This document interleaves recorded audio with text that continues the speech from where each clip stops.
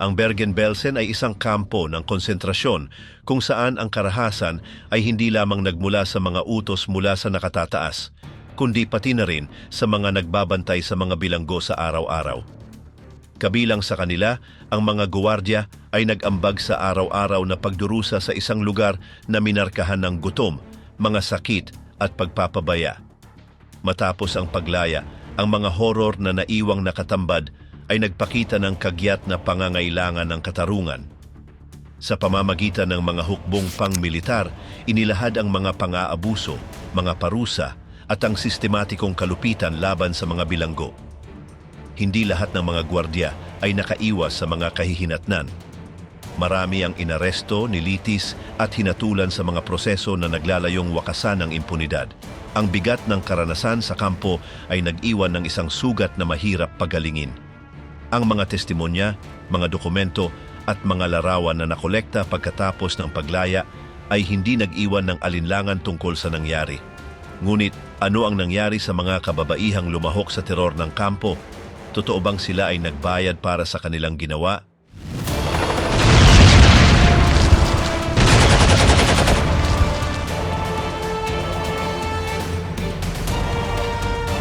Paglaya, pagkatuklas ng karahasan. Noong Abril ng 1945, ang mga puwersang Briton at Canadian ay dumating sa kampo ng konsentrasyon ng Bergen-Belsen sa Lower Saxony, Alemanya. Bagamat ang mga ulat ay nagsasabing tanging mga bihag ng digmaan lamang ang nandoon, ang kanilang natuklasan ay mas masahol pa. Mga dekada ng libu-libong mga bangkay na hindi inilibing at mga 60,000 buhay na tao, ngunit labis na may sakit. Karamihan sa kanila ay mga Hudyo. Noong 15 ng Abril, ang mga sundalo ng ika-63 rehimyento ng antitankes ng Britanya ang unang pumasok sa kampo.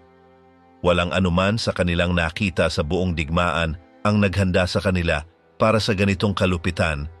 Mga katawan na nagpatong-patong, mga nakaligtas na halos wala ng malay, at mga sakit na hindi na kayang kontrolin. Mula sa araw na iyon, mga 500 tao ang namamatay, araw-araw dulot ng epidemya ng tifo at malnutrisyon. Bagamat ang Bergen-Belsen ay hindi itinayo para sa pagpatay, ang matinding kondisyon ay nagpasama upang ito'y maging isa sa mga pinakamatinding kampo.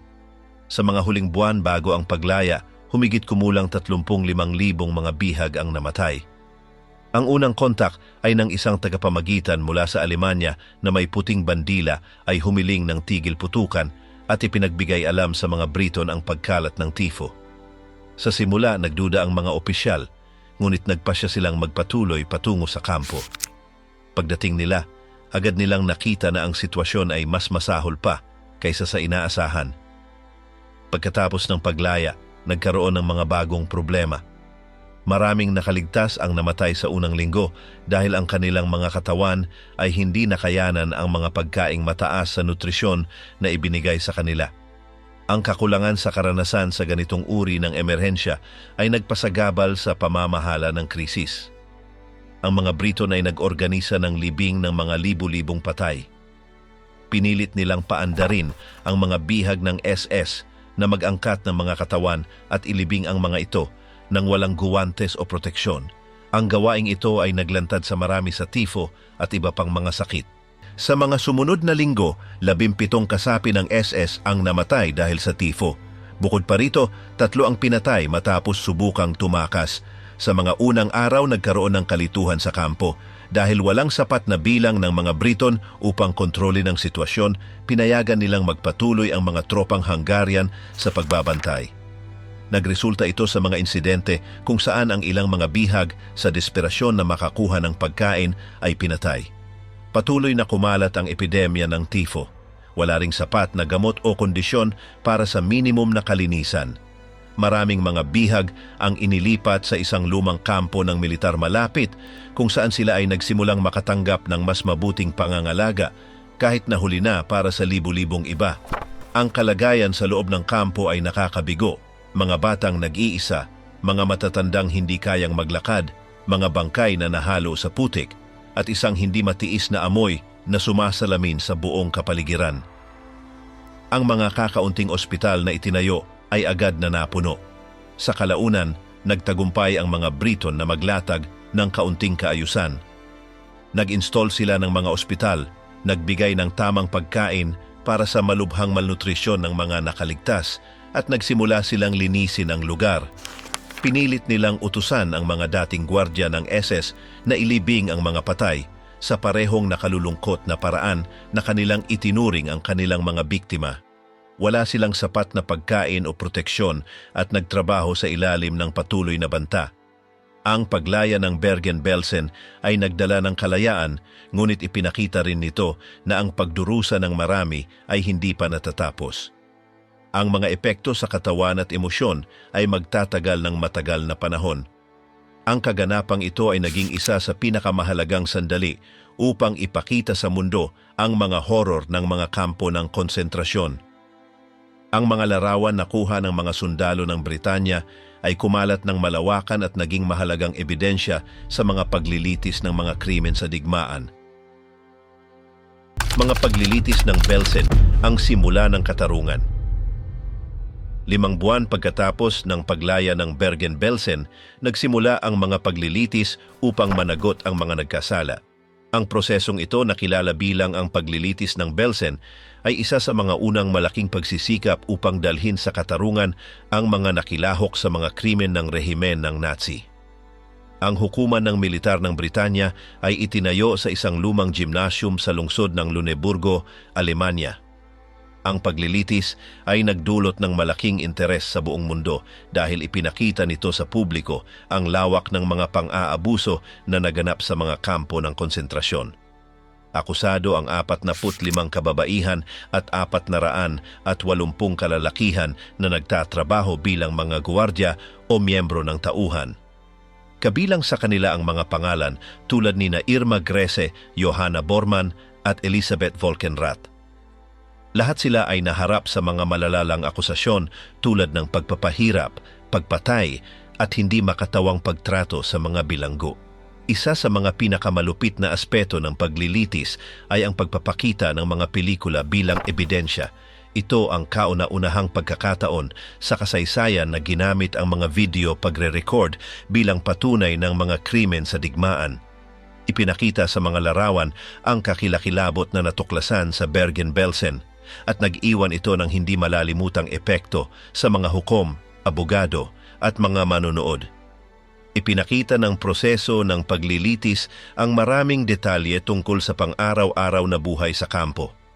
Ang mga brutal na parusa, mga sapilitang martsa, ang paggamit ng mga aso upang salakayin ang mga bilanggo at ang mga kondisyon ng matinding gutom.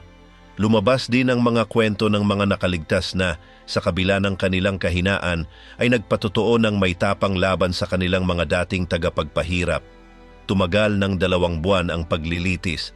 Sa huli, 677 tao ang nahatulan sa iba't ibang proseso na isinagawa sa British Zone ng Alemanya mula 1,145 hanggang 1,149.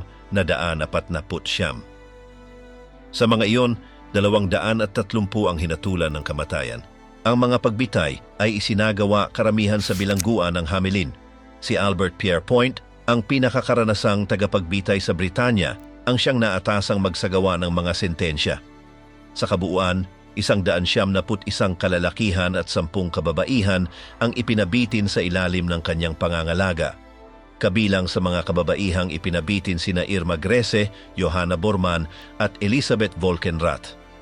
Sila ay ipinabitin noong 13 ng Disyembre 1945 matapos mapatunayan ang kanilang mga krimen sa pamamagitan ng mga ebidensya at direktang testimonya. Habang isinasagawa ang mga paglilitis, may mga ilan na nagtatangkang ipagtanggol ang kanilang mga sarili na nagsasabing sumusunod lamang sila sa mga utos. Ngunit ipinakita ng mga testimonya ng mga biktima at ng mga ebidensya na maraming kumilos ng may kalupitan sa kanilang sariling kagustuhan. Sa ilang mga kaso, inilarawan ng mga saksi kung paanong ang mga gwardya ay pinalo ang mga bilanggo, ipinadala sila sa kamatayan o pinahiya sila ng walang dahilan. May ilan ding nagpatotoo tungkol sa paggamit ng mga aso na sinanay upang salakayin ang mga hindi agad sumusunod. Ipinakita rin ng paglilitis ang papel na ginampanan ng gutom bilang isang kasangkapan sa kontrol. Maraming bilanggo ang namatay hindi lamang dahil sa mga sakit, kundi dahil sa matinding malnutrisyon na sinadyang ipinatupad. Ipinatupad ng hukuman ang mga batas militar ng Britanya upang hatulan ang mga krimeng ito. Bagamat may mga ilang akusado na nakatanggap ng mas magaan na parusa, ang mga pinakamatinding kaso ay nagtapos sa mga sentensyang kamatayan. Ang organisasyon ng paglilitis ay nagbigay daan upang mangalap ng mga testimonya at dokumentasyon na magiging mahalaga sa mga susunod na proseso tulad ng mga paglilitis ng Nuremberg. Bagamat seryoso ang proseso, hindi lahat ng mga kriminal ay dinala sa katarungan. May mga ilan na nakatakas o nakatanggap ng mga mas magaan na parusa. Gayunpaman, ang paglilitis ng Belsen ay nagtakda ng isang unang konkretong hakbang upang panagutin ang mga nakilahok sa mga kalupitan. Ang epekto ng paglilitis na ito ay agarang naramdaman. Ang opinyon ng publiko sa Britanya at iba pang mga alyadong bansa ay nagulat nang malaman ang mga detalye ng nangyari. Ang mga larawan ng mga bangkay, ang mga kwento ng mga nakaligtas, at ang mga pag-amin ng mga akusado ay nagsilbing hindi mapasusubali ang patunay ng lawak ng karahasan. Ang paglilitis ng Belsen ay hindi lamang naghatol sa mga nagkasala, kundi naging paalala rin ito sa buong mundo. Ipinakita nito na ang mga malawakang krimen ay hindi mananagot at naglatag ng isang halimbawa para sa internasyonal na katarungan sa mga susunod na taon. Bagamat ang mga nakaligtas ay hindi naibalik ang lahat ng kanilang nawala, kahit papaano ay nakita nila kung paano naharap ang kanilang mga tagapagpahirap sa mga kahihinatnan ng kanilang mga gawa. Si Albert Pierrepoint ang tagapagbitay ng mga hatol. Noong natapos ang mga paglilitis ng Belsen, nagsimula ang yugto ng mga pagbitay sa mga nahatulan.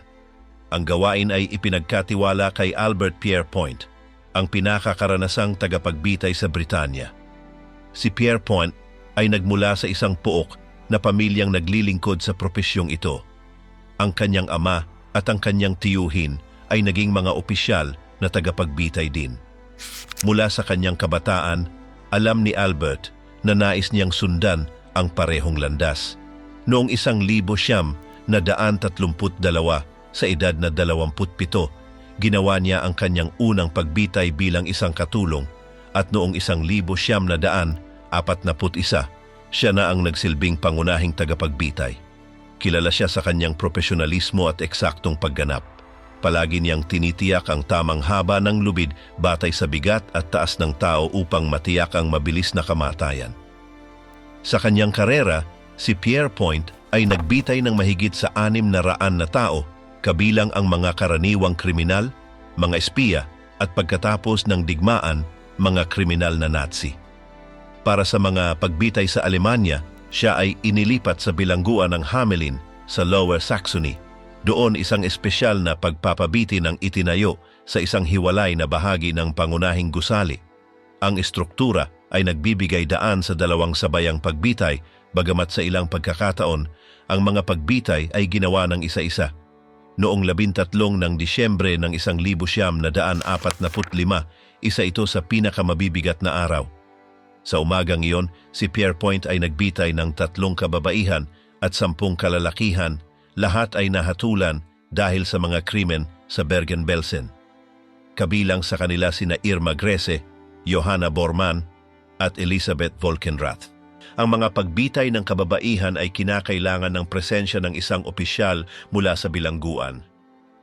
Gayunpaman, ipinilit ni Pierrepoint na siya pareho ang mga siwa ng lahat ng proseso.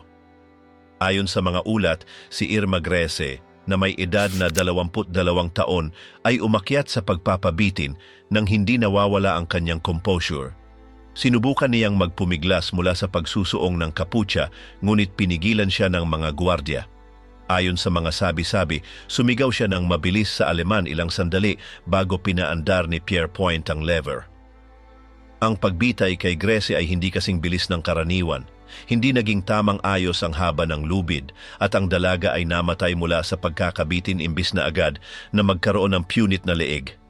Ang ilang mga saksi ay itinuturing ito bilang isang sinadyang aksyon ni Pierre Point, bagamat ang mga opisyal na ulat ay hindi ito nakumpirma.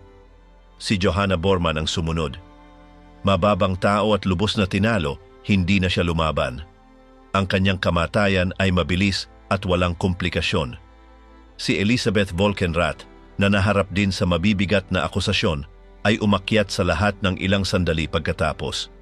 Siya ang responsable sa pangangasiwa ng mga bilanggo sa Auschwitz at Bergen-Belsen. Ang kanyang pagbitay ay mabilis na naisakatuparan. Matapos ang mga kababaihan, si Pierre Point ay nagpatuloy na magbitay sa 10 kalalakihan. Sa 2 sabayang pagbitay, sila ay nahulog ng magkapares. Binabawasan ang oras na kailangan upang matapos ang mga hatol. Si Pierre Point ay nagtrabaho kasama ang isang maliit na grupo ng mga katulong upang kontrolin ang proseso at ihanda ang mga nahatulan. Ang bawat galaw ay mabilis at tumpak. Habang siya ay nasa Alemanya, si Pierre Point ay nagbitay ng 226 na tao mula 1,945 hanggang 1,949. Sa ilang araw, umabot siya sa higit sa 10 pagbitay.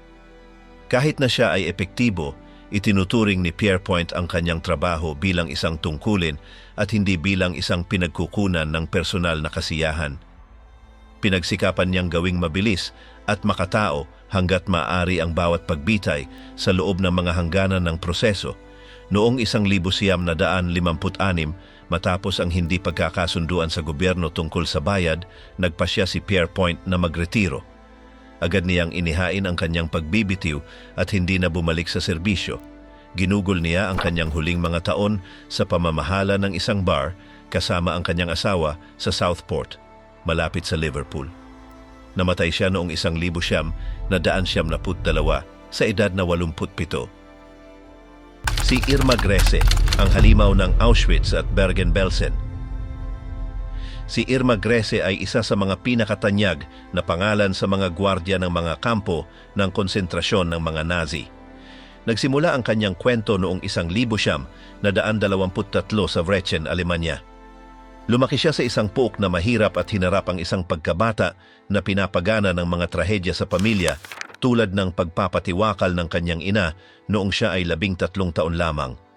Matapos lisanin ang paaralan sa edad na 14, nagtrabaho siya sa mga sakahan at tindahan sa lokalidad.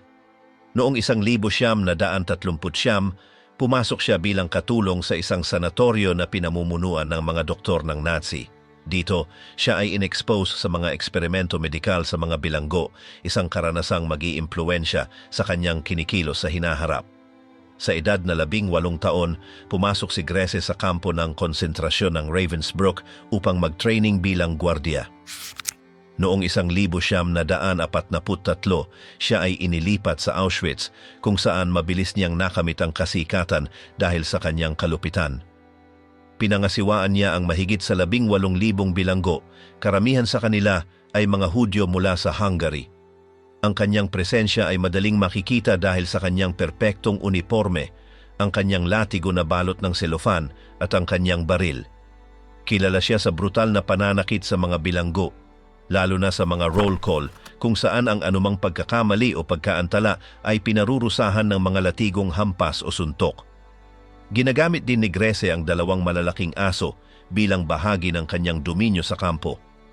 Madalas niyang pakawalan ang mga ito laban sa mga bilanggo na hindi kayang sumunod sa takbo ng mga sapilitang lakad o mga maliliit na pagkakamali. Isa sa mga pinakamabigat na akusasyon laban sa kanya ay ang kanyang partisipasyon sa mga seleksyon para sa mga gas chambers. Kasama ang mga figure tulad ni Joseph Mengele, siya ay naging responsable sa pagpapasya kung sino ang mabubuhay at kung sino ang mamamatay. Maraming mga saksi ang nagpatotoo na pinipili niya ang mga pinakabatang at pinakamagandang bilanggo upang ipadala sa kamatayan. Sa Auschwitz, hindi lamang siya kinatatakutan dahil sa kanyang pisikal na kalupitan, kundi pati na rin sa kanyang personal na asal. Siya ay inaakusahan ng mga malalim na relasyon sa mga opisyal ng SS pati na rin sa ilang mga bilanggo na kalaunan ay pinarusahan ng kalupitan. Noong simula ng 1945 dahil sa pagsulong ng hukbong Sobyet, inilipat si Grese sa Bergen-Belsen kasama ang iba pang mga kasamahan mula sa Auschwitz. Dito, ipinagpatuloy niya ang kanyang sadistikong pag-uugali kahit na ang mga kondisyon ng kampo ay lalong naging desperado. Sa Bergen-Belsen, ang mga kondisyon ng kalinisan ay sobrang pangit. Ang gutom, ang typhus, at ang kakulangan sa tubig ay nagdudulot ng daan-daang pagkamatay araw-araw. Gayunpaman, patuloy na ipinataw ni Grese ang mga brutal na parusa. Pinapalo niya ang mga gutom na bilanggo na nagtangkang kumuha ng pagkain at pinipilit silang magsagawa ng pisikal na pagsasanay hanggang sa sila ay mawalan ng lakas. Noong 15 ng Abril ng 1945, nang palayain ng mga puwersang Britanya ang kampo, nahuli si Grese kasama ang ibang mga gwardya. Sa kanyang interogasyon, inamin niya ang ilang pang-aabuso, bagamat sinubukan niyang paliitin ang kanyang pananagutan sa pamamagitan ng pag-aangkin na sumusunod lamang siya sa mga utos. Sa paghuhukom ng Belsen, inilarawan ng mga saksi ng detalyado ang kanyang mga krimen. Maraming mga nakaligtas ang nagkwento kung paano si Grese ay nagpapalo at nagpadala ng daan-daang bilanggo sa kamatayan. Ang ebidensya laban sa kanya ay sobra-sobra. Si Grese ay nahatulan ng pagiging may sala at pinatawan ng parusang kamatayan. Siya ay 13 taon lamang noong siya ay ipinatupad ang pagbitay, naging siya ang pinakabatang babae na pinatay sa ilalim ng batas ng Britanya sa ika-20 siglo. Noong 13 ng Disyembre ng 1945, sa bilangguan ng Hamelin, isinagawa ni Albert Pierre Point ang kanyang pagbitay. Ayon sa mga sabi-sabi, umakyat siya sa ilalim ng kahoy ng galgalo ng walang pakialam at kahit tinangkang magsalungat sa pagtatakip sa kanyang mukha ng hood. Ang kwento ni Irma Grese ay isa sa mga pinakamalinaw na halimbawa kung paano ang isang batang babae ay maaaring maging isa sa mga pinakamakatarungang instrumento ng isang rehimen na nakabatay sa galit at karahasan. Elizabeth Volkenrath, ang pag-angat at pagbagsak ng isang superbisor. Si Elizabeth Volkenrath ay isa sa mga pinakatakot na babaeng gwardiya sa mga kampo ng konsentrasyon ng mga Nazi. Ipinanganak siya sa Alemanya noong 1919 at nagsimula ang kanyang karera bilang gwardiya sa kampo ng Ravensbrück noong 1941. Mula sa kanyang unang mga araw, ipinakita niya ang pagiging mahusay sa kanyang trabaho, kaya't mabilis siyang umangat sa mga posisyon na may mas mataas na responsibilidad. Noong unang bahagi ng 1942, inilipat siya sa Auschwitz, kung saan nagsimula bilang gwardiya at kalaunan ay naging supervisor ng mga seksyon ng mga kababaihan. Bagaman hindi siya kasing sadista ng iba pang mga gwardiya, ang kanyang katigasan at pakikilahok sa mga seleksyon para sa mga kamara ng gas ay nagpatibay sa kanyang reputasyon bilang isang takot na figura. Sa kanyang panahon sa Auschwitz, ikinasal siya kay Heinz Volkenrath, isang opisyal ng SS at leader ng isang bloc na aktibong nakikilahok sa mga seleksyon at parusa sa mga bilanggo. Magkasama nilang pinangunahan ang isang mag-asawang walang awa sa mga biktima ayon sa mga testimonya ng mga nakaligtas. Nang magsimula ang pagsulong ng hukbong Sobyet patungong Auschwitz, ipinadala si Elizabeth sa Bergen-Belsen. Dito, ipagpatuloy niya ang kanyang trabaho bilang supervisor ng mga bilanggo, bagaman ang mga kondisyon sa kampo ay mas malala. Sa Bergen-Belsen, ang siksikan, kakulangan sa pagkain, at ang pagkalat ng mga sakit tulad ng typhus ay nagdulot ng daan-daang pagkamatay araw-araw. Sa kabila ng mga kalagayang iyon, pinanatili ni Volkenrath ang disiplina sa pamamagitan ng kalupitan. Ayon sa mga saksi, nakikilahok siya sa mga pisikal na parusa, pambubugbog at pagtanggi ng tulong medikal sa mga may sakit na bilanggo. Bagaman may mga nagsabing siya ay isang tagapaglingkod na sumusunod lamang sa mga utos, ipinakita ng testimonya ng mga nakaligtas na siya mismo ay nagdedesisyon ng mga hakbang na nagpapalala sa paghihirap ng mga bilanggo. Inaresto si Volkenrath ng mga puwersang Britaniko nang palayain nila ang Bergen-Belsen noong Abril 1945. Sa kanyang paglilitis, tinangka niyang ipaliwanag ang kanyang mga aksyon sa pamamagitan ng pagsasabing tanging ang pagsunod sa kanyang tungkulin ang kanyang ginawa. Gayunpaman, ang mga ebidensya laban sa kanya ay matibay. Ipinakita ang mga ebidensya ng kanyang pakikilahok sa mga seleksyon para sa mga kamara ng gas sa Auschwitz, pati na rin ang kanyang kalupitan sa Bergen-Belsen. Ang mga testimonya ay nagsalaysay ng pambubugbog sa mga may sakit na bilanggo, patuloy na pangiinsulto at malupit na trato sa mga pinakamahina. Ipinahayag ng militar ang kanyang pagiging may sala at ipinataw ang parusang kamatayan. Si Elisabeth Falkenrath ay binitin noong Disyembre 13,1945 sa bilangguan ng Hamelin, kasama ang iba pang 2 gwardya mula sa Bergen-Belsen. Tumaas siya sa kadalsang walang paglaban. Ang kanyang kamatayan ay mabilis, kabaligtaran sa iba pang mga nahatulan. Isa siya sa mga kaso kung saan ang hustisya ay narating ang mga nagabuso ng kanilang kapangyarihan ng walang awa. Ang pangalan ni Elisabeth Falkenrath ay nauugnay sa mga pinakamatinding pang-aabuso ng sistema ng mga kampo ng konsentrasyon ng mga Nazi. Johanna Bormann, ang gwardiya at ang kanyang aso. Si Johanna Bormann ay isa sa mga gwardiya ng mga kampo ng konsentrasyon ng mga Nazi na pumasok sa kasaysayan dahil sa kanyang kalupitan. Ipinanganak siya sa Alemanya noong 1873 at bago magdigmaan, nagtrabaho siya bilang kasambahay at tagapag-alaga ng mga hayop. Noong 1938, sumali siya sa mga tauhan ng kampo ng Lichtenburg, kung saan nagsimula ang kanyang karera bilang gwardya. Pagkatapos, inilipat siya sa Ravensbrück, isang kampo ng mga kababaihan at kalaunan sa Auschwitz, kung saan mabilis na lumago ang kanyang reputasyon ng pagiging matigas. Sa Auschwitz, namutawi si Bormann dahil sa kanyang malupit na deal sa mga bilanggo. Kilala siya sa pag-iikot na kasama ang isang German Shepherd na tinuruan niyang mag-atake sa mga hindi sumusunod sa kanyang mga utos. Ayon sa ilang mga testimonya, ipinag-uutos niyang kagatin ng aso ang mga bilanggo bilang parusa. Noong katapusan ng 1944 nang magsimulang magsulong ang mga Sobyet patungong silangan, inilipat si Bormann sa Bergen-Belsen. Dito, ipinagpatuloy niya ang kanyang pamamahala ng walang awa sa gitna ng kaguluhan at paghihirap na namamayani sa kampo. Palaging ipinapataw ni Bormann ang mga pisikal na parusa. Binubugbog niya ang mga may sakit at mahihinang bilanggo at madalas nakikilahok sa mga seleksyon na nagtatakda kung sino ang ililipat o aalisin. Pagkatapos ng pagpapalaya sa kampo ng mga puwersang Britaniko noong Abril 1945, inaresto si Bormann kasama ang iba pang mga tauhan ng Bergen-Belsen. Sa kanyang interogasyon, inamin niyang ginamit niya ang kanyang aso upang mapanatili ang kaayusan, bagaman pinaliit niya ang mga pang-aabuso. Sa huwisyo ng Belsen, ilang saksi ang nagpatotoo laban sa kanya.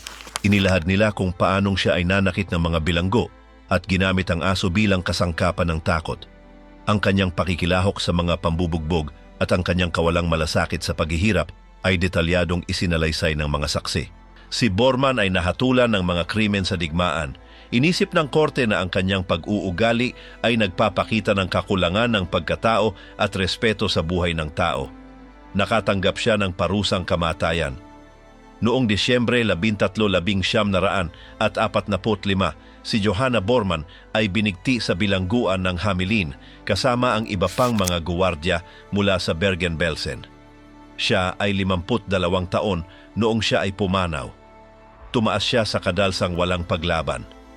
Ang kanyang pagbitin ay mabilis at nagtapos ng isa sa mga pinakamatinding kabanata ng mga krimen na ginawa sa mga kampo. Ang kwento ni Johanna Bormann ay isang paalala kung paano ang mga ordinaryong tao ay naging mga tagapagpatupad ng karahasan at takot sa ilalim ng sistemang Nazi. Herta Ehlert, ang bantay na umamin sa kanyang kasalanan. Si Herta Ehlert ay isa sa mga bihirang bantay ng mga kampo ng konsentrasyon ng mga Nazi na hayagang inamin ang kanyang partisipasyon sa mga pang-aabuso. Ipinanganak siya sa Alemanya noong 1905 at nagsimula ang kanyang karera bilang superbisora sa kampo ng Ravensbrück. Bago sumali sa sistema ng mga kampo, nagtrabaho siya bilang katulong sa kusina sa mga sibil na establishmento. Wala siyang militar na pagsasanay o mga karanasan sa larangan ng seguridad. Gayunpaman, ang pangangailangan para sa mga babaeng tauhan ng Nazi na rehimen ang nag-udyok sa kanya upang sumali sa mga SS sa mga administratibong tungkulin. Ang kanyang unang mahalagang destinasyon ay ang Ravensbrück, kung saan siya ay tumanggap ng pangunahing pagsasanay sa disiplina at kontrol sa mga priso. Tinuruan siyang magpatupad ng kaayusan sa pamamagitan ng lakas at sumunod sa mga tagubilin ng hindi tinatanong. Mula roon, inilipat siya sa Majdanek, kung saan patuloy siyang nagsagawa ng mga tungkulin sa pagmamasid. Sa Majdanek at pagkatapos ay sa Auschwitz, si Ehlert ay namahala sa mga blok ng mga kababaihan. Bagamat hindi niya nakamit ang reputasyon ng kalupitan ng ibang mga tauhan tulad ni Irma Grese, maraming testimonya ang nagsabing nagpapataw siya ng matinding pisikal na parusa at lumahok sa mga seleksyon para sa mga sapilitang trabaho. Ayon sa ilang ulat, pinalo niya ang mga bilanggo na hindi sumusunod sa mga itinakdang alituntunin o nahulog na pagod habang nagtatrabaho. Noong unang bahagi ng 1945 nang humina ang sitwasyon ng Ikatlong Reich at ang mga harapan ng labanan ay umatras, inilipat si Ehlert sa Bergen-Belsen. Doon, kumilos siya bilang katulong sa organisasyon ng kampo sa mga huling buwan nito. Sa Bergen-Belsen, halos hindi matatagilap ang buhay. Ang mga sakit ay kumalat ng walang kontrol, walang sapat na pagkain, at ang mga katawan ay nag-ipon ng hindi inilibing. Sa gitna ng kaguluhan, sinubukan ni Ehlert na mapanatili ang isang anyo ng kaayusan, bagamat gamit ang matitinding pamamaraan. Sa kabila ng mga matinding kondisyon, patuloy niyang ipinatupad ang disiplina sa mga priso. Pagkatapos ng pagpapalaya sa kampo ng mga puwersang British, inaresto si Ehlert. Sa kanyang interogasyon, inamin niyang pinalo niya ang mga bilanggo at ginamit ang lakas upang magpatupad ng disiplina. Inamin niyang ang mga kondisyon ng kampo ay kakilakilabot, ngunit sinabi niyang sinubukan niyang mapanatili ang kontrol sa isang sitwasyong desperado. Sa paglilitis ng Belsen, ang kanyang pag-uugali ay naiiba sa ibang mga akusado. Hindi niya itinanggi ang mga pang-aabuso, bagamat sinubukan niyang ipaliwanag ito sa pamamagitan ng pagsasabi na siya ay sumusunod lamang sa mga utos ng nakatataas at kumilos alinsunod sa matinding kondisyon ng kampo. Sinabi rin niyang paminsan-minsan ay sinubukan niyang tulungan ang ilang mga bilanggo kapag maaari. Ang kanyang pahayag ay nakatawag pansin dahil sa tapat niyang paglalarawan ng panloob na operasyon ng mga kampo at ang papel na ginagampanan ng mga bantay. Ipinaliwanag niya kung paano inorganisa ang mga seleksyon, ang mga parusa at ang pang-araw-araw na gawain. Ang kanyang mga pag-amin ay nagbigay daan upang mas maunawaan ang dinamika ng kapangyarihan na umiiral sa loob ng mga kampo ng konsentrasyon. Bagamat inamin niya ang kanyang responsibilidad, ang kalubhaan ng kanyang mga aksyon ay nagdulot ng kanyang paghatol. Gayunpaman, hindi siya pinarusahan ng kamatayan. Siya ay hinatulan ng 15 taon na pagkakabilanggo. Nagsilbi si Ehlert ng kalahati lamang ng kanyang parusa. Siya ay pinalaya noong 1953 matapos magsilbi ng mas mababa sa kalahati ng parusang ipinataw sa kanya dahil sa isang pangkalahatang amnestya. Pagkatapos nito, namuhay siya ng tahimik sa Alemanya hanggang sa kanyang kamatayan. Ang kanyang kaso ay isang mahahalagang halimbawa sa mga kasong ipinagpatuloy pagkatapos ng ikalawang digmaang pandaigdig dahil hindi tulad ng maraming iba pang akusado, hindi niya itinanggi ang kanyang partisipasyon ni sinubukang bawasan ang mga pangyayari. Gayunpaman, ang kanyang pagtanggap ng kasalanan ay hindi nagbago ng sakit na dulot sa mga biktima.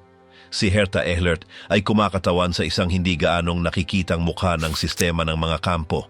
Mga tao na, kahit hindi nasa pinakamataas na antas ng kapangyarihan, ay nagpapatupad ng mga pulisiya ng karahasan at panunupil ng direkta at araw-araw. Herta Bothe, lakas at panunupil. Si Herta Bothe ay isa sa mga bantay na pumasok sa kasaysayan dahil sa kanyang partisipasyon sa mga pang-aabusong naganap sa mga kampo ng konsentrasyon ng mga Nazi. Ipinanganak siya noong 21 sa Tetero, Alemanya. Bago ang digmaan, nagtrabaho siya bilang isang nurse na katulong. Noong 1942, siya ay tinawag upang magsilbi bilang bantay sa mga kampo. Ang kanyang taas na halos 1 metro at 80 sentimetro at ang kanyang malakas na pangangatawan ay nagbigay dahilan sa ilan upang tawagin siyang ang higante ng Belsen. Nagsimula siya ng kanyang pagsasanay sa Ravensbrück, ang pangunahing kampo ng pagsasanay para sa mga babaeng SS. Pagkatapos ng kanyang pagsasanay, si Bothe ay ipinadala sa iba't ibang mga kampo, kabilang ang Auschwitz at kalaunan ay sa Bergen-Belsen. Sa kanyang panahon sa mga lugar na ito, maraming saksi ang nag-ulat ng kanyang marahas na pag-uugali sa mga bilanggo.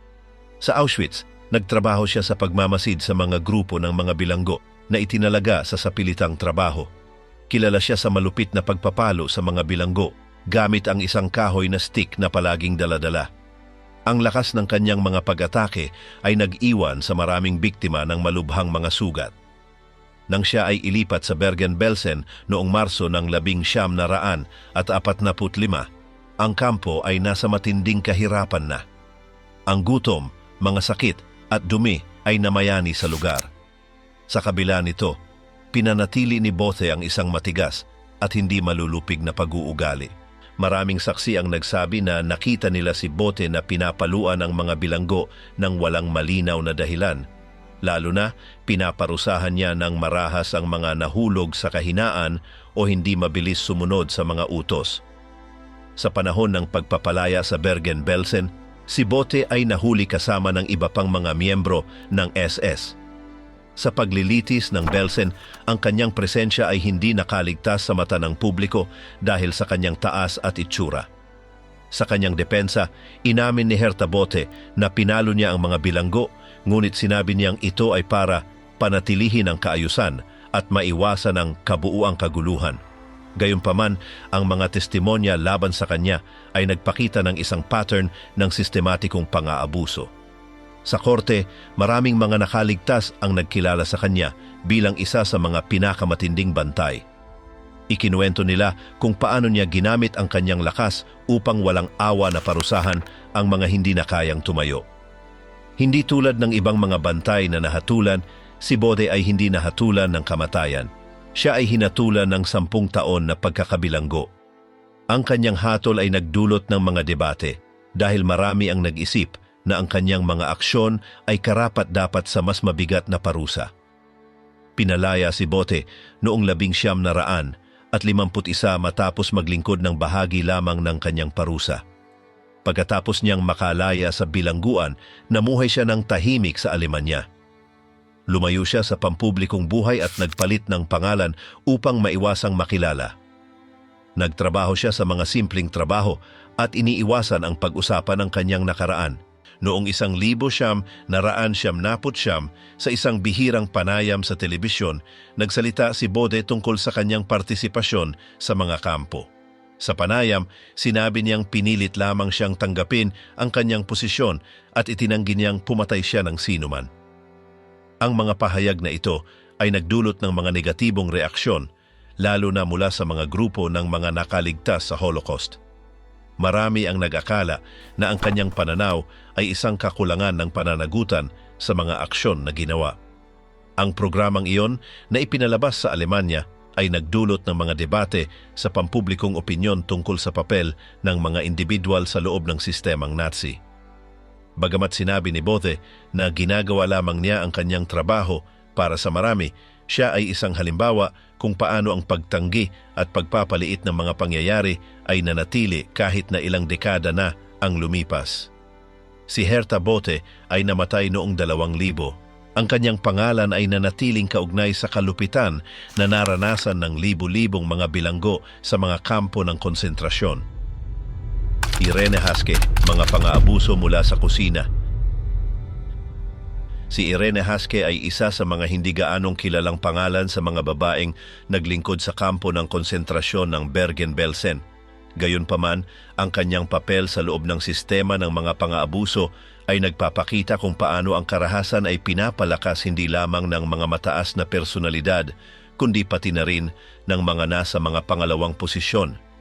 Si Haske ay pangunahing nagtrabaho sa kusina ng kampo, isang posisyon na sa kabila ng pagiging hindi prominenteng trabaho ay nagbigay sa kanya ng mahalagang kontrol sa distribusyon ng pagkain, isang mahalagang yaman para sa kaligtasan ng mga bilanggo. Sa Bergen-Belsen, ang matinding gutom ay bahagi ng araw-araw na parusa. Ang mga nagtrabaho sa kusina ay maaaring magdesisyon, direkta o hindi direkta, ng buhay o kamatayan ng mga bilanggo. Ang akses sa pagkain ay naging isang instrumento ng kapangyarihan. Iba't ibang testimonya na nakalap pagkatapos ng pagpapalaya ng kampo ang nagsabi na hindi lamang administratibong tungkulin ang ginampanan ni Haske, kundi aktibong nakilahok din siya sa pang-aabuso ng mga bilanggo. Binugbog niya ang mga lumalapit sa kusina upang maghanap ng mga tira-tira o humingi ng karagdagang pagkain. Ang kanyang trabaho sa kusina ay hindi naglayo sa kanya mula sa mga kilos ng kalupitan na nagmarka sa kampo. Sa kabaligtaran, maraming nakaligtas ang nagbanggit sa kanya bilang isang kinatatakutang tao dahil sa kanyang marahas na pagtrato at kawalan ng awa. Noong pinalaya ng mga puwersang Britanya ang Bergen-Belsen noong Abril ng 1945, si Haske ay inaresto kasama ng iba pang mga miyembro ng staff. Sa kanyang pagkakahuli, hindi siya nagpakita ng pagtutol. Agad siyang nakilala ng ilang mga bilanggo na nakatanda sa kanya bilang isa sa mga responsable sa mga pang-aabuso. Sa mga unang interogasyon, sinubukan niyang ipaliwanag na siya ay isang mababang manggagawa lamang na walang autoridad sa mga bilanggo. Ipinilit niyang sumusunod lang siya sa mga utos at hindi siya kasali sa mga mahahalagang desisyon. Gayunpaman, ang mga ebidensyang ipinakita, pati na rin ang mga testimonya ng mga nakaligtas, ay nagpapatunay na ang kanyang responsibilidad ay lumampas pa sa mga tungkulin sa kusina. Ang kanyang aktibong partisipasyon sa mga gawaing karahasan ay naglagay sa kanya sa mga akusado sa paglilitis ng Belsen. Sa proseso ng paglilitis, si Haske ay naharap sa mga paratang ng mga krimen ng digmaan. Ang kanyang depensa ay naghangad na ipakita siya bilang isang hindi gaanong mahalagang tao sa loob ng sistema ng kampo na nagtatangkang ilayo siya mula sa mga pinakamasamang pang-aabuso. Ang mga nakaligtas, gayunpaman, ay nagbigay ng ibang salaysay. Ikinuwento nila na binugbog ni Haske ang mga bilanggo na humina, tinanggihan ang pagkain sa mga malapit nang mawala ng lakas, at kung minsan ay ininsulto ang mga humihingi ng tulong. Bagamat ang mga pangyayaring ito ay individual, ito ay bahagi ng isang estruktura ng kalupitan na bumalot sa bawat sulok ng Bergen-Belsen. Sa huli, tinimbang ng hukuman na, bagamat ang kanyang papel ay hindi pang leadership, siya ay nag-ambag ng makabuluhan sa paghihirap ng mga bilanggo. Siya ay nahatulan ng pagkabilanggo. Ang kanyang hatol ay may mas maikling tagal kumpara sa mga pangunahing may pananagutan. Ang pagkakaibang ito ay nagpakita ng hierarkiya ng responsibilidad sa loob ng kampo, ngunit hindi nito pinawalang sala ang kanyang tauhan na pagkakasangkot. Matapos paglingkuran ang kanyang parusa, nawalan ng bakas ang publiko kay Irene Haske. Walang malinaw na talaan tungkol sa kanyang buhay matapos ang bilangguan. Inaakalang tulad ng marami pang ibang dating miyembro ng staff ng mga kampo ng konsentrasyon, siya ay namuhay ng tahimik, iniiwasan ng pampublikong atensyon. Ang kanyang kwento ay isang halimbawa kung paano ang sistema ng pang-aapi ng mga kampo ng konsentrasyon ay hindi lamang nakasalalay sa mga kilalang personalidad, kundi pati na rin sa maraming mga kasamahan na, mula sa mga hindi gaanong prominenteng posisyon, ay aktibong nag-ambag sa paghihirap. Si Irene Haske, bagamat hindi gaanong kilala kaysa sa ibang mga bantay, ay bahagi ng isang makina ng karahasan kung saan ang bawat kalahok, anuman ang kanilang posisyon, ay may responsibilidad. Ang kaso ni Haske ay nagpapakita na ang kalupitan sa mga kampo ay hindi lamang limitado sa mga malalaking kilos. Ang maliliit na araw-araw na aksyon tulad ng pagtanggi ng pagkain o pagpalo sa isang mahina na bilanggo ay nagpatibay sa isang sistemang umaasa sa patuloy na paghihiganti sa mga huling araw. Ang pagpapalaya sa Bergen-Belsen noong ika-15 ng Abril taong 1945 ng mga puwersang Britaniko ay hindi lamang nagtapos sa kontrol ng mga Nazi sa kampo, kundi nagpasimula rin ng mga insidente ng karahasan sa pagitan ng mga pinalayang bilanggo mismo. Matapos ang mga taong puno ng pang-aabuso, gutom at kamatayan, ang matagal na kinimkim na galit ng maraming bilanggo ay sumabog laban sa mga miyembro ng SS at sa tinatawag na mga hood, mga pribilehiyadong bilanggo na nakipagtulungan sa mga gwardya kapalit ng mas mabuting kalagayan. Ang mga kapo ay kadalasang mga bilanggo rin na tumanggap ng tungkulin ng pamamahala sa loob ng kampo. Sila ang nag-aayos ng mga trabaho, nagpapanatili ng kaayusan at madalas ay nakikibahagi sa mga parusa. Para sa iba pang mga bilanggo, sila ay kinatawan ng araw-araw na panunupil. Sa pagbagsak ng sistemang Nazi sa Bergen-Belsen, nasadlak ang mga Britaniko sa isang krisis pangtao na hindi nila kaagad na kontrol ang lahat ng bahagi ng kampo. Sa kawalan ng kapangyarihan, lumitaw ang mga kusang loob na paghihiganti. Ilang mga saksi ang nagsabi na sa mga unang araw matapos ang pagpapalaya, may ilang mga kapo ang binugbog hanggang mamatay ng mga galit na bilanggo. Ang iba naman ay kinaladkad palabas ng mga baraks at pinatay ng walang paglilitis. Ang karahasan ay tumarget din sa mga miyembro ng SS na nadakip sa loob ng kampo, bagamat sinikap ng mga Britaniko na protektahan ang mga bilanggo mula sa hindi mapigilang paghihiganti. Sa ilang kaso ay hindi nila napigilan ang mga pampublikong pagpatay. Dahil sa magulong kalagayan, gutom, sakit at kakulangan ng istruktura, halos imposibleng mapanatili ang kaayusan sa mga unang araw. Itinuon ng mga opisyal na Britaniko ang kanilang pagsisikap sa pagsalba ng mga buhay, pagpigil sa pagkalat ng typhus at paglibing sa mga patay, kaya't napabayaan ang ibang usapin. Ang sama ng loob laban sa mga kapo ay hindi lamang dahil sa kanilang papel bilang mga kakutsaba. Sa maraming kaso, sila ay inaakusahan ng pakinabang habang ang iba ay nagdurusa. Ang ilan ay inabuso ang kanilang posisyon, sinaktan ang kapwa bilanggo o ninakawan ng kakaunting pagkain. Ang kawalan ng agarang katarungan ang nagtulak sa maraming nakaligtas na gumawa ng sariling aksyon. Para sa kanila, ang makita ang dating mga nang-aapi na pinaparusahan ay isang anyo ng tuwirang katarungan matapos ang matagal na pagdurusa. Walang tiyak na bilang kung ilang mga hood at gwardiya ang namatay sa mga insidente ng paghihiganti. Binanggit ng mga opisyal na ulat ng Britaniko ang mga ilang insidente, ngunit hindi naging prioridad ang maitala ang bawat pangyayari dahil sa krisis pangkalusugan na kanilang hinarap. Habang unti-unting naibalik ang kaayusan sa kampo, nagsagawa ang mga Britaniko ng mga hakbang upang maprotektahan ang lahat ng nakaligtas, kabilang na ang mga dating hood at mga nahuling tauhan ng SS. Marami sa kanila ang kalaunan ay inilipat sa mga bilangguan upang harapin ang mga paglilitis. Ang mga aktong ito ng paghihiganti, bagamat maiintindihan sa pananaw ng tao, ay nagpapakita ng antas ng kawalang pag-asa at trauma na dinanas ng mga bilanggo. Ang karahasang ito ay tuwirang tugon sa sistemang malupit na naging bahagi ng buhay sa Bergen-Belsen. Ang pagpatay bilang paghihiganti ay hindi organisado o sistematikong isinagawa. Ito ay isang kusang tugon sa isang kalagayang wala ng batas at kaayusan, at kung saan ang sakit at kawalang katarungan sa loob ng maraming taon ay nakahanap ng biglaang daan ng paglabas. Mga pagkakamali matapos ang pagbagsak ng kampo. Ang pagpapalaya sa Bergen-Belsen ng mga puwersang Britaniko noong ika-15 ng Abril taong 1945 ay isang mahalagang sandali, ngunit nagdulot din ito ng sunod-sunod na pagkakamali na nagkakahalaga ng maraming buhay na sanay nailigtas.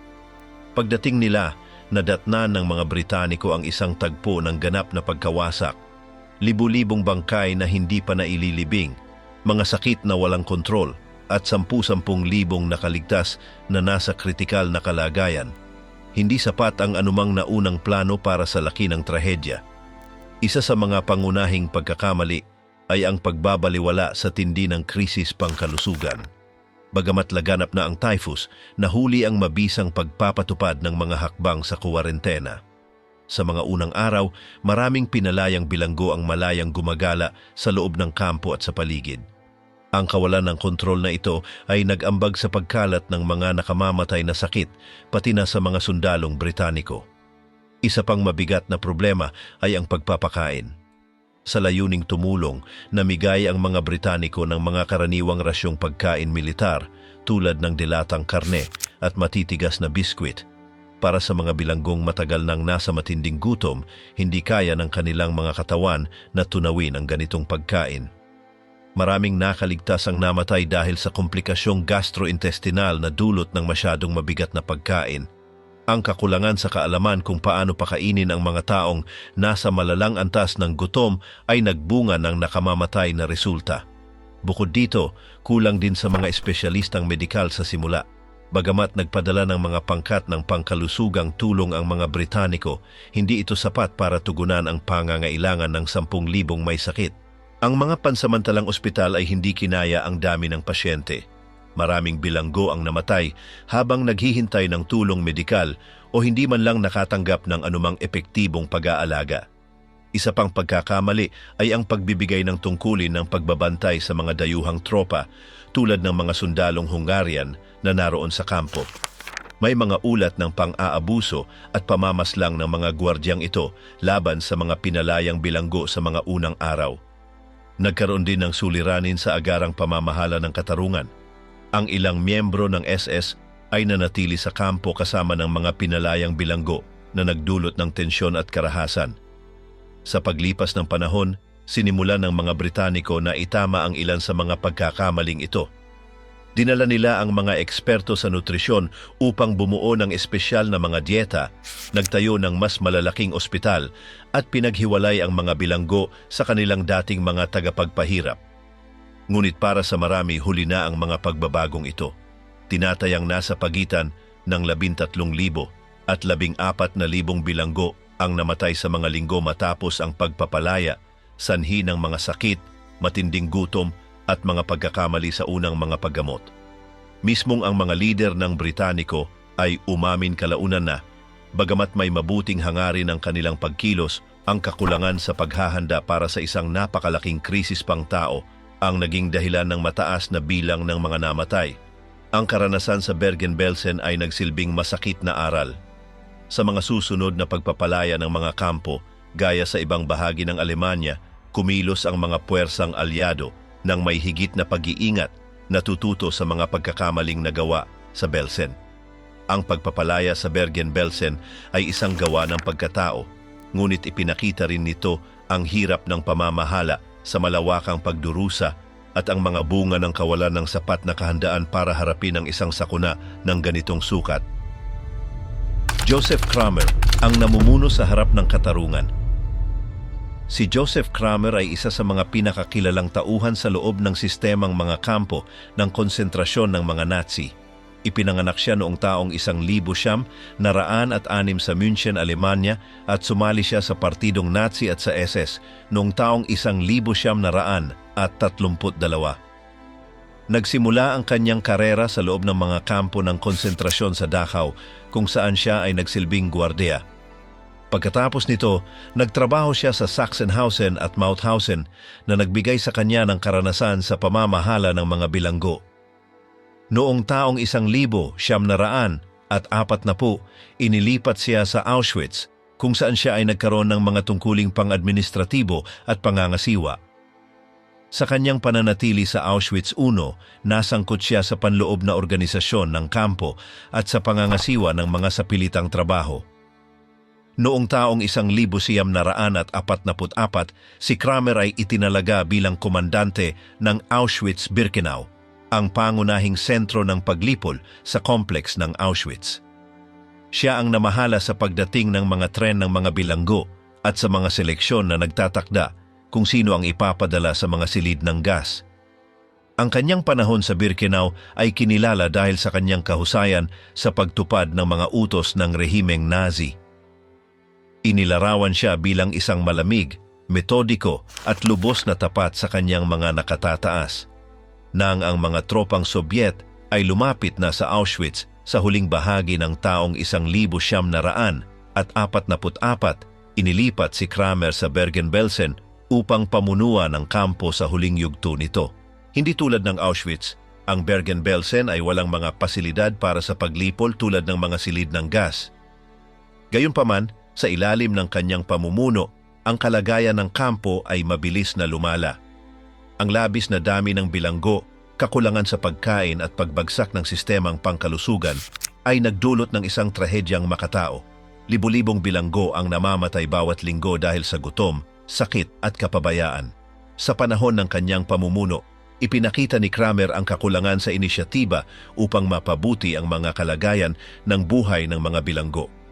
Bagamat batid niya ang sitwasyon, hindi siya nagsagawa ng mabisang hakbang upang mapigilan ang malawakang pagkamatay. Nang dumating ang mga puwersang Britaniko sa Bergen-Belsen, nadatnan nila si Kramer sa loob ng kampo. Siya ay agad na inaresto at kinuhanan ng larawan habang naglalakad sa paligid ng kampo kasama ang mga sundalong Britaniko. Ipinapakita ang mga di makataong kalagayan na kanyang pinahintulutan. Sa panahon ng mga interogasyon, ipinahayag ni Kramer na humiling siya ng tulong upang mapabuti ang kalagayan sa kampo, ngunit ang kanyang mga kahilingan umano ay hindi pinansin ng kanyang mga nakatataas. Gayunman, ipinakita ng mga testimonya ng mga nakaligtas at iba pang opisyal na hindi siya nagsagawa ng konkretong aksyon upang protektahan ang mga bilanggo. Sa paglilitis sa Belsen, si Kramer ay naharap sa mga sakdal ng krimen sa digmaan. Siya ang isa sa mga pangunahing nasasakdal dahil sa kanyang papel bilang komandante. Ang mga testimonya laban sa kanya ay nagdetalye ng kakulangan ng atensyong medikal, kawalan ng sapat na pagkain at di makataong pagtrato sa mga bilanggo sa ilalim ng kanyang pamumuno. Si Kramer ay napatunayang nagkasala at hinatulan ng kamatayan. Noong ika-13 ng Disyembre, taong 1945, siya ay binitay sa bilangguan ng Hamelin kasama ng iba pang mga kasapi ng tauhan ng Bergen-Belsen.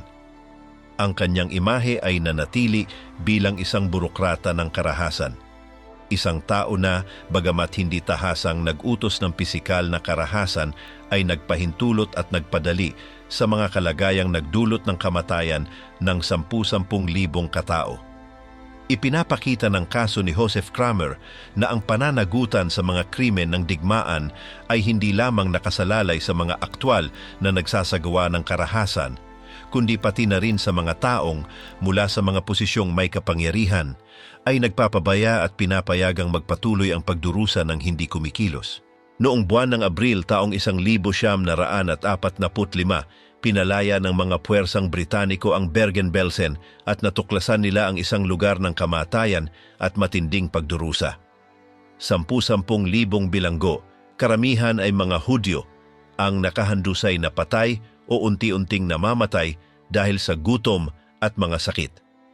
Ang kanilang natagpuan ay higit pa sa anumang karahasang kanilang nasaksihan noon. Sa kabila ng mga pagsisikap na iligtas ang mga buhay, ang kakulangan sa paghahanda at mga pagkakamali sa pag-aasikaso sa mga nakaligtas ay nagdulot ng panibagong mga pagkamatay. Marami ang namatay dahil sa mga impeksyon, matinding kakulangan sa nutrisyon at mga komplikasyong dulot ng pagbigay ng hindi angkop na pagkain. Sa mga paglilitis sa Belsen, ang mga direktang responsable sa mga krimeng ito ay humarap sa katarungan. Ang mga tauhang tulad ni Irma Grese, Elizabeth Volkenrath at Joseph Kramer ay nilitis, nahatulan at binitay. Napatunayan na ang kalupitan mula sa mga nag-utos hanggang sa mga sumunod ay hindi palalampasin. Ang mga pagbitay na isinagawa ni Albert Pierrepoint ay nagtapos sa isa sa mga pinakamadilim na yugto ng kampo. Ang mga kwento ni Herta Ehlert, Herta Bote at Irene Haske ay nagpahayag na kahit ang mga may mas mababang katungkulan ay naging bahagi rin ng sistemang mapaniil. Sa mga araw kasunod ng pagpapalaya, may ilang bilanggo ang kumilos upang kunin ang katarungan sa kanilang sariling mga kamay. Inatake ang mga dating kapo at mga kolaborador. Ang mga kusang loob na kilos na ito ay nagpapakita ng lalim ng pagdurusang naipon sa paglipas ng mga taon ng karahasan. Itinuturo ng kasaysayan ng Bergen-Belsen na ang kasamaan ay maaring lumago hindi lamang sa mga tuwirang gawa ng karahasan, kundi pati na rin sa kapabayaan at kawalang pakialam. At ipinapaalala nito na kahit sa gitna ng kaguluhan, ang pangangailangan para sa katarungan ay isang mahalagang hakbang upang harapin ang mga sugat na iniwan. Ang Bergen-Belsen ay isang permanenteng babala tungkol sa mga panganib ng pagkalimot sa pagkatao at ang kahalagahan ng hindi paglimot sa mga karahasang minsang nangyari.